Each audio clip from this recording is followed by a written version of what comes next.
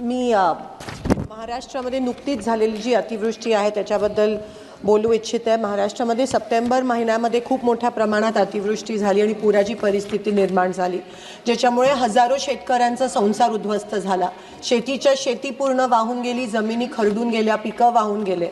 पण ह्या ठिकाणी महाराष्ट्र सरकारने जी मदत केली ती अतिशय तुटपुंजी आहे आणि त्या उलट अतिशय लाजिरवाणी गोष्ट अशी आहे की केंद्र सरकारकडून आम्हाला जी मदत प्राप्त होणार होती ती अजूनही प्राप्त झाली नाही आहे, कारण महाराष्ट्र शासनाने केंद्राला अजून प्रस्तावच पाठवला नाही आहे। कालच ह्या सभागृहात मिनिस्ट्री ऑफ होम अफेअर्सनी कन्फर्म केलं की महाराष्ट्राकडून कोणत्याही प्रकारचा प्रस्ताव या ठिकाणी केंद्र शासनाला NDRFच्या माध्यमातून प्राप्त झाला नाही आहे आणि त्यामुळे अनेक महाराष्ट्र खास करून सोलापूर आणि उस्मानाबादच्या शेतकऱ्यांवर खूप मोठ्या प्रमाणात त्या ठिकाणी अन्याय होत आहे। महाराष्ट्र शासन करतेच, पण केंद्र शासन पण शेतकरी आमचे मायबाप आहेत, या देशाचा कणा आहे आणि त्यांच्यावर अन्याय होतोय। आम्ही मागणी पण केलेली की ओला दुष्काळ जाहीर झाला पाहिजे, कर्जमाफी झाली पाहिजे, मुलांची शैक्षणिक कर्जमाफी झाली पाहिजे शेतकऱ्यांची, पण ते देखील केलं नाहीये। महाराष्ट्र सरकार आणि केंद्र सरकार हे फक्त निवडणुका जिंकण्यात मग्न आहे। आणि